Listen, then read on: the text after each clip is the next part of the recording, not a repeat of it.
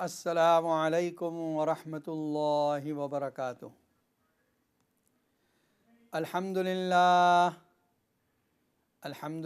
الذی نزل الفرقان علی عبدہ لیکون للعالمین نذیرا، والصلاة والسلام علی من بعث الی کافۃ الناس بشیرا ونذیرا وداعیا الی اللہ بإذنہ وسراجا منیرا۔ اما بعد فاعوذ باللہ من الشیطان الرجیم، بسم اللہ الرحمن الرحیم۔ یا ایہا الرسول بلغ ما انزل الیک من ربک وإن لم تفعل فما بلغت رسالتہ واللہ یعصمک من الناس ان اللہ لا یہدی القوم الکافرین۔ صدق اللہ العظیم۔ ناظرین کرام، اس وقت آپ دیکھ رہے ہیں اقرا ٹی وی پر لائیو Q&A کا پروگرام۔ مفتی محمد اشفاق آپ کی خدمت میں حاضر ہیں، اور جیسا کہ آپ حضرات اس بات سے واقف ہیں کہ یہ پروگرام پیر سے لے کر جمعہ تک منڈے ٹو فرائیڈے اسی وقت نشر ہوتا ہے، اور اس پروگرام کی خصوصیت یہ ہے کہ دوران پروگرام آپ کے لیے لائیو کالوں کا سلسلہ بھی جاری رکھا جاتا ہے۔ If you have any question you can ring on this number۔ اگر آپ کے ذہن میں کوئی سوال ہے تو آپ بھی اسٹوڈیو کے اس نمبر پر فون کر کے معلوم کر سکتے ہیں۔ انشاءاللہ قرآن و سنت کی روشنی میں آپ کے سوالات کے جوابات دیے جائیں گے۔ اس پروگرام کو بعد میں یوٹیوب پر بھی اپلوڈ کیا جاتا ہے، تاکہ وہ لوگ جو اس وقت مصروف رہتے ہیں وہ بھی اس پروگرام سے فائدہ اٹھا سکیں۔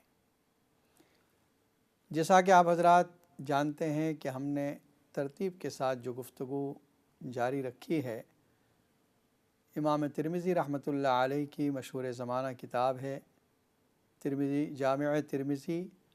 اس کتاب کی ابواب التفسیر کو ہم نے شروع کیا ہے، اور الحمدللہ ہم سورہ مائدہ کی آیت نمبر 67 تک آ گئے ہیں۔ جو ابھی میں نے خطبے میں آیت پڑھی ہے وہی آیت نمبر 67 ہے۔ اس میں دو چیزیں ہیں۔ پہلی چیز، جس بات کا اللہ نے حکم دیا، یا ایہا الرسول بلغ ما انزل الیک من ربک، اے رسول صلی اللہ علیہ وسلم پہنچا دیجئے وہ جو آپ پر نازل کیا جاتا ہے آپ کے رب کی جانب سے۔ بلغ یبلغ تبلیغ، اس کے معنی ہوتے ہیں پیغام کو کنوے کر دینا، میسیج کو پہنچا دینا۔ تو یہ بات کا نبی اکرم صلی اللہ علیہ وسلم کو اللہ کی طرف سے حکم ہے کہ جو آیتیں، جو احکام، جو وحی نازل کی جا رہی ہے اس کو آپ لوگوں تک پہنچا دیں۔ وَإِن لَمْ تَفْعَلْ، اور اگر آپ نے نہیں کیا یہ کام، فَمَا بَلَّغْتَ رِسَالَتَهُ، تو آپ نے حق رسالت ادا نہیں کیا۔ دیکھیے نبی اکرم صلی اللہ علیہ وسلم کی رسپانسبلٹی اللہ بیان فرما رہے ہیں کہ آپ کی ذمہ داری یہ ہے کہ جو وحی آپ پر نازل کی جا رہی ہے پہنچا دیں۔ اسی لیے نبی اکرم صلی اللہ علیہ وسلم نے ہر آیت، ہر حکم، وحی جو اللہ کی طرف سے نازل ہوا تھا لوگوں کے لیے، اس کو پہنچا دیا۔ حتیٰ کہ وہ آیت بھی آپ نے لوگوں کے سامنے بیان کر دی جس میں اللہ نے یہ حکم دیا، لا یحل لک النساء من بعد، آپ کے لیے اب اس کے بعد کسی نئی عورت سے نکاح کرنا جائز نہیں۔ ولا ان تبدل بہن من ازواج، اور آپ اگر سواپ کرنا چاہیں کہ ایک بیوی کو طلاق دے کر دوسری کسی عورت سے شادی کریں، اس کی بھی اجازت نہیں۔ اگر آپ چھپاتے تو اس آیت کو چھپاتے، کیونکہ اللہ کی طرف سے اس میں آپ صلی اللہ علیہ وسلم کو جو نکاحوں کی اجازت تھی وہ ختم کر دی گئی۔ حتیٰ کہ ایک بیوی کو طلاق دے کر اس جگہ پر دوسری بیوی کو رکھنا، اس کی بھی اجازت نہیں۔ تو آپ نے یہ آیت بھی نہیں چھپائی، سورہ احزاب میں یہ آیت ہے۔ اسی لیے نبی اکرم صلی اللہ علیہ وسلم نے حجۃ الوداع کے موقع پر ایک لفظ ارشاد فرمایا، بلغوا عنی ولو آیا، فَلْيُبَلِّغُ الشَّاهِدُ الْغَائِبُ، جو اس وقت حاضر ہیں یعنی حجۃ الوداع کے موقع پر عرفات کے میدان میں، فرمایا وہ غائبین تک پہنچا دیں۔ ایک ذمہ داری امت پر ڈال دیا آپ نے۔ جو کام اب تک انبیاء کرام کرتے آ رہے تھے، اللہ کے میسیج کو کنوے کرنا، پہنچانا، یہ کام امت کے ہر فرد پر عائد کر دیا آپ نے۔ اور سورہ آل عمران کی آیت کنتم خیر امۃ اخرجت للناس تأمرون بالمعروف وتنہون عن المنکر، تم بہترین امت، کیوں بہترین ہو؟ اخرجت للناس، لوگوں کے نفع کے لیے تم کو نکالا گیا ہے۔ تأمرون بالمعروف، تم اچھائیوں کا حکم کرتے ہو، برائیوں سے روکتے ہو، یہ تمہاری ایک ذمہ داری اللہ نے بڑھا دی ہے۔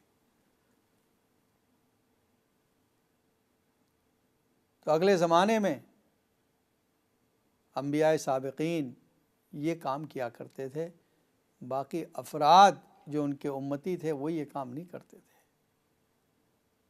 اس امت کے افراد کے ذمہ یہ کام لگا دیا کہ تم بھی لوگوں کو بھلائیوں کا حکم دو گے اور برائیوں سے روکو گے۔ دوسری بات جو اس آیت میں فرمائی، واللہ یعصمک من الناس، اللہ تعالیٰ آپ کی حفاظت کرے گا لوگوں سے۔ ان اللہ لا یہدی القوم الکافرین، بے شک اللہ تعالیٰ قوم کافرین کو ہدایت نہیں دیتا۔ حضرت عائشہ صدیقہ رضی اللہ تعالیٰ عنہ فرماتی ہیں نبی اکرم صلی اللہ علیہ وسلم کے سیکورٹی گارڈ تھے۔ وہ جو پلرز ہیں اولڈ مسجد نبوی میں، جو پرانا مسجد نبوی ہے، جو ریاض الجنہ کا حصہ ہے، اس میں ایک جو پلر ہے اس کا نام ہی ہے ستون حرس، وہ جگہ جہاں سیکورٹی والے کھڑے رہتے تھے آپ کے گھر کے بالکل باہر۔ جب یہ آیت نازل ہوئی آپ نے کہہ دیا کہ اللہ کی طرف سے مجھے حفاظت کا وعدہ کر دیا گیا، اب تم لوگ چلے جاؤ۔ یہ توکل تھا آپ کا کہ اللہ نے میری حفاظت کا وعدہ خود کر دیا، اب مجھے حفاظت کی ضرورت نہیں، آپ لوگ چلے جائیے۔ پھر ایک سوال ہوتا ہے کہ جب اللہ نے حفاظت کا وعدہ کیا تھا تو پھر احد میں آپ زخمی کیسے ہوئے؟ آپ کے دندان مبارک شہید ہوئے۔ اسی طرح اور بھی کفار نے اور یہود نے آپ کو ستایا تھا۔ اس کا جواب یہ ہے کہ ہو سکتا ہے یہ آیت بعد میں نازل ہوئی ہو، جو آپ کو تکلیفیں پہنچی وہ پہلے ہو، بعد میں اللہ نے کہا کہ اللہ آپ کی حفاظت کرے گا۔ اور دوسرا جواب یہ ہے کہ ہو سکتا ہے یعصمک من الناس سے مراد ایسی تکلیف جس سے آپ کی جان چلی جائے، اس سے اللہ حفاظت فرمائے گا، یعنی آپ کو قتل نہیں کیا جا سکے گا، ایسی کوئی تکلیف جس سے آپ کو اس دنیا سے رخصت ہونا پڑے، ایسی تکلیف نہیں آئے گی۔ سورہ مائدہ ہی کی آیت 78 سے لے کر 81 تک کی 4 آیتیں بہت اہم ہیں۔ اس آیت کے ساتھ اگر اس کو جوڑیں تو بالکل مناسبت ہو جاتی ہے کہ تبلیغ یعنی اللہ کے پیغام کو دوسروں تک پہنچانا اس حد تک ضروری ہے کہ بے دین مسلمان بھی دیندار بن جائیں۔ اگلی قوموں کے حالات بیان کر رہے ہیں اللہ تعالیٰ۔ لعن الذین کفروا من بنی اسرائیل علی لسان داود وعیسی ابن مریم ذالک بما عصوا وکانوا یعتدون، کہ داؤد علیہ السلام اور عیسیٰ علیہ السلام کے ذریعے لعنت بھیجی گئی ان لوگوں پر جو بنی اسرائیل میں سے کافر تھے۔ لعنت اس وجہ سے تھی کہ انہوں نے حد سے آگے بڑھ گئے تھے، عصوا نافرمانی کی تھی، وکانوا یعتدون کانوا لا یتناہون عن منکر فعلوا۔ یہ جو لعنت کے الفاظ جیسے قرآن مجید میں ایک آیت ہے فلعنۃ اللہ علی الکافرین، کافروں پر اللہ کی لعنت، تو اسی طرح زبور میں بھی یہ الفاظ تھے اور انجیل میں بھی الفاظ تھے ان لوگوں کے لیے جو دین سے پھر گئے تھے، مرتد ہو گئے تھے، کافر ہو گئے تھے۔ کانوا لا یتناہون عن منکر فعلوا، وہ ایک دوسرے کو روکتے نہیں تھے اس برائی سے جس کو وہ کرتے تھے۔ لبئس ما کانوا یفعلون، بہت برا ہے وہ کام جو وہ کر رہے تھے۔ یعنی اگر قوم کے بعض لوگ، خاندان کے بعض لوگ کوئی برائی کوئی گناہ میں ہیں، جو لوگ برائیوں سے دور ہیں وہ ان کو دیکھتے رہتے ہیں، منع نہیں کرتے، روکتے نہیں ہیں ان کو. کانوا لا یتناہون عن منکر فعلوہ لبئس ما کانوا یعملون لولا ینہاہم الربانیون والاحبار عن قولہم الاثم واکلہم السحت لبئس ما کانوا یصنعون. اور آگے فرمایا قرآن مجید کی اس آیت میں اللہ تعالیٰ فرماتے ہیں یتولون الذین کفروا ترى کثیرا منہم یتولون الذین کفروا. ان میں سے اکثر کو آپ دیکھیں گے کافروں سے دوستی رکھتے ہیں. حالانکہ جو لوگ دین سے دور ہو چکے ہیں، ایمان والوں میں بھی جو بد دین ہو چکے ہیں، دین بیزار ہو چکے ہیں، ان کے ساتھ بھی دوستی نہیں رکھنی چاہیے. یہ تو کافروں کے ساتھ ملتے جلتے ہیں. لبئس ما قدمت لہم انفسہم، بہت برا ہے وہ کام، وہ عمل جو اپنے جانوں کے لیے آگے بھیج رہے ہیں. ان سخط اللہ علیہم، اللہ کی ناراضگی اس کی وجہ سے ہوگی اور وہ ہمیشہ عذاب میں رہیں گے. ہم فیہا خالدون وفی العذاب ہم خالدون. وَلَوْ كَانُوا يُؤْمِنُونَ بِاللَّهِ، اگر یہ اللہ پر ایمان لے آتے اور نبی پر ایمان لے آتے، مَتَّخَذُوهُمْ اولیاء، اور ان کافروں کو دوست نہ بناتے، تو اللہ تعالیٰ ان سے راضی ہو جاتا. لیکن اکثر لوگ، کثیر منہم فاسقون، ان میں اکثر لوگ حد سے آگے نکل چکے ہیں. مدینہ کے یہود نے مسلمانوں کی عداوت میں مشرکین سے دوستی تک کر لی. اور کچھ یہودی ایسے تھے جب وہ مکہ گئے الائنس بنانے کے لیے، یہ غزوہ احزاب سے پہلے بنو قریظہ والے گئے تھے، تو مشرکین نے کہا کہ ہم تو آپ کے ساتھ اسی وقت الائنس میں شامل ہوں گے جب آپ ہمارے بتوں کے آگے سجدہ کریں. اور انہوں نے سجدہ کیا تھا. دوسری روایت میں کہ انہوں نے کہا تھا کہ آپ ہمارے بتوں کو ٹچ کریں، ہاتھ لگا دیں، تب ہم آپ کے ساتھ الائنس بنائیں گے. انہوں نے یہ کام بھی کیا تھا. قرآن کی آیت میں ہے جب ان سے یہ پوچھا مشرکین نے کہ دیکھو ہم لوگ تو حاجیوں کو پانی پلاتے ہیں، حاجیوں کی خدمت کرتے ہیں، اور یہ دیکھو مسلمان یہ ایک ہی خاندان کے اندر نفرتیں پیدا کر رہے ہیں، تعلقات بگاڑ رہے ہیں، ایک دوسرے کے دشمن ہو رہے ہیں لوگ، بھائی بھائی کا دشمن، باپ بیٹے کا دشمن. تو بتاؤ کس کا راستہ صحیح ہے، ہم لوگ صحیح راستے پر ہیں یا مسلمان؟ تو یہود نے کہا تھا تم رائٹ وے پر ہو، رائٹ پاتھ تمہارا ہے. دیکھیے حالانکہ جانتے تھے کہ یہ بت کے آگے سجدہ کرنے والے مشرکین ہیں جو گمراہ ہیں، اور یہ آسمانی مذہب والے مسلمان ہیں جو صحیح راہ پر ہیں، لیکن پھر بھی انہوں نے یہ بات کی. لبئس ما قدمت لہم انفسہم ان سخط وفی العذاب ہم خالدون ولو کانوا یؤمنون باللہ والنبی. اس آیت کے متعلق جو حدیث ہے، پہلی حدیث یہ ہے کہ نبی اکرم صلی اللہ علیہ وسلم نے ارشاد فرمایا کہ جب بنی اسرائیل گناہوں میں مبتلا ہوئے، ان کو ان کے علماء نے سمجھایا بجھایا کہ تم غلط کام کر رہے ہو، یو آر رانگ وے. وہ نہیں رکے، کرتے رہے اسی گناہ کو. علماء نے ان کے ساتھ بیٹھنا نہیں چھوڑا، ان کے ساتھ کھایا پیا. اللہ تعالیٰ نے بعض کے قلوب کو بعض پر مار دیا، یعنی سب کے قلوب ایک جیسے ہو گئے. جیسے وہ گنہگاروں کے دل تھے اللہ کی نافرمانی میں، ویسے ہی ان دینداروں کے اور علماء کے بھی دل بن گئے. ان کو داؤد اور عیسیٰ علیہ السلام کی زبانی بتلایا گیا، کہا گیا کہ تم غلط راستے پر ہو، ملعون کیا گیا اور رحمت سے اللہ نے دور کر دیا. حضرت عبداللہ ابن مسعود رضی اللہ تعالیٰ عنہ فرماتے ہیں نبی اکرم صلی اللہ علیہ وسلم سیدھے بیٹھ گئے. جب کوئی اہم بات ہوتی تھی، امپورٹنٹ بات، تو آپ اس طرح کرتے تھے کہ ٹیک لگائے ہوتے تھے، چھوڑ کر سیدھے بیٹھ جاتے تھے.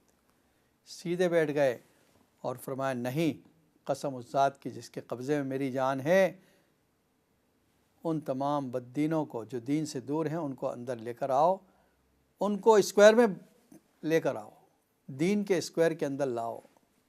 تب جا کر کامیاب ہوں گے۔ دوسری حدیث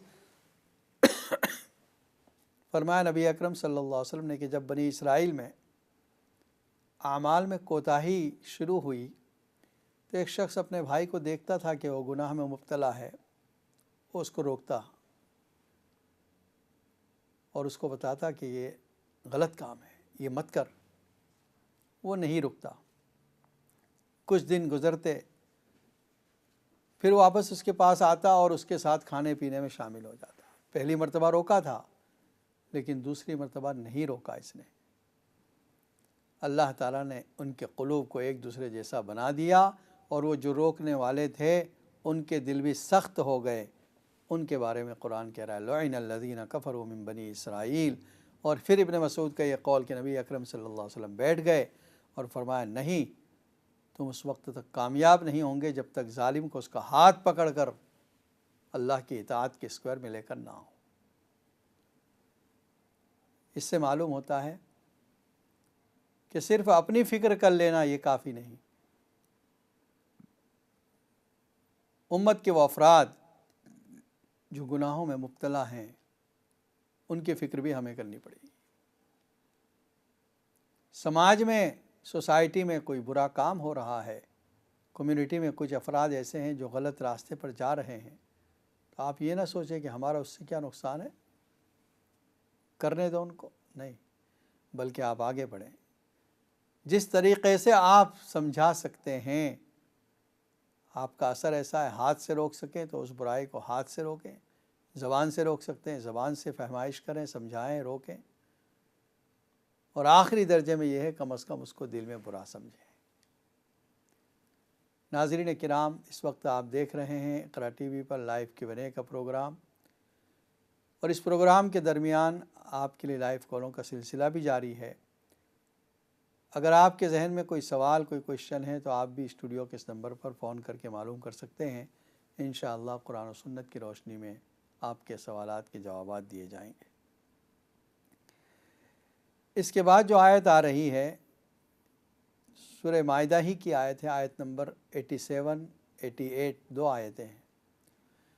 یا ایھا الذین آمنوا لا تحرموا طیبات ما احل اللہ لکم ولا تعتدوا ان اللہ لا يحب المعتدین وکلوا مما رزقکم اللہ حلالا طیبا واتقوا اللہ الذی انتم بہ مؤمنون۔ اے ایمان والو، مت حرام کرو ان پاکیزہ چیزوں کو جو اللہ نے تمہارے لیے حلال کی ہے، اور حد سے آگے مت بڑھو۔ اللہ تعالیٰ حد سے آگے بڑھنے والے کو پسند نہیں فرماتے۔ قرآن میں جہاں جہاں یہ لفظ آتا ہے لا یحب، اللہ پسند نہیں فرماتے، اس کا مطلب اللہ تعالیٰ کو یہ عمل پسند نہیں ہے جو ذکر کیا گیا۔ جیسے اس آیت میں حد سے آگے بڑھنا، جو عمل پسند نہیں ہے تو اس عمل کے کرنے والے کو سزا دی جائے گی۔ کہیں فرمایا گیا ان اللہ لا يحب المفسدین، فساد مچانے والوں سے اللہ محبت نہیں فرماتا۔ اس کا مطلب یہ کہ فساد مچانا یہ اللہ کے نزدیک برا کام ہے اور اس پر اللہ تعالیٰ سزا دیں گے۔ اور جہاں یحب کا لفظ آتا ہے اس کا مطلب یہ کہ اللہ کو یہ عمل پسند ہے، یہ عمل کا کرنے والا مطلب عمل پسند ہے، جو اس عمل کو کر رہا ہے اللہ تعالیٰ اس کو جزا، بہترین بدلہ عطا فرمائیں گے۔ کہیں فرمائے ان اللہ یحب المتقین، اللہ تعالیٰ متقین سے محبت رکھتا ہے۔ ان اللہ یحب المحسنین، اللہ تعالیٰ محسنین سے محبت رکھتا ہے۔ ان اللہ یحب التوابین، توبہ کرنے والوں سے اللہ تعالیٰ محبت رکھتا ہے۔ ویحب المتطہرین، پاک صاف رہنے والوں سے اللہ محبت فرماتا ہے۔ دیکھیے کتنی آیتیں ہیں جس میں محبت کا لفظ اللہ کے ساتھ اللہ نے فرمایا، اور ان سب کا مطلب ان عمل کے ساتھ اللہ کو محبت ہے، اور عمل کرنے والے کو اللہ اس کا بدلہ دیں گے، اس کی جزا دیں گے، بہترین بدلہ عطا فرمائیں گے۔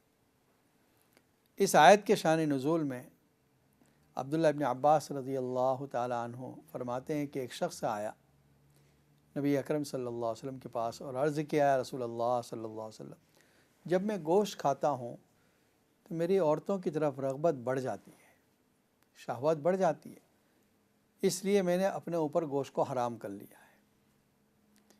اللہ تعالیٰ نے یہ آیت نازل فرمائی، لا تحرموا، تم حرام مت کرو اس رزق کو جو اللہ نے حلال کیا ہے۔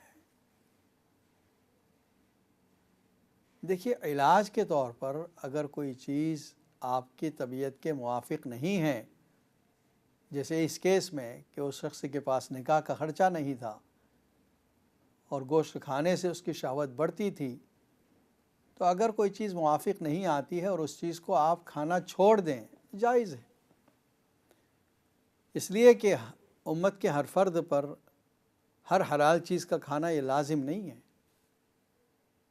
بہت سی چیزیں ہم نہیں کھاتے، دنیا میں بہت سی حلال چیزیں ایسی ہیں جن کے بارے میں ہمیں پتہ تک بھی نہیں، ہم جانتے بھی نہیں کہ یہ حلال ہے۔ تو اس کا مطلب ہر حلال چیز ہم کھا لیں یہ ضروری نہیں، ہاں اس کو اپنے اوپر حرام کر لینا اس کی اجازت نہیں، کیونکہ اللہ نے حلال کیا، اس کو آپ حرام نہیں کر سکتے۔ یا ایھا النبی لم تحرم ما احل اللہ لک، خود نبی کو منع کیا جا رہا ہے کہ اے نبی صلی اللہ علیہ وسلم، جس چیز کو اللہ نے آپ کے لیے حلال کیا اس کو حرام نہ کریں۔ اگر کسی نے اس طرح حرام کر لیا ہے تو یہ قسم کے برابر ہے۔ اگر وہ چیز کھانا ہے تو کھا لے اور قسم کا کفارہ ادا کر دے، اور نہیں بھی کھانا ہے تو اپنی قسم کا کفارہ ادا کر دے، اس لیے کہ یہ سورہ تحریم میں اللہ نے فرمایا قد فرض اللہ لکم تحلۃ ایمانکم واللہ مولاکم وہو العلیم الحکیم۔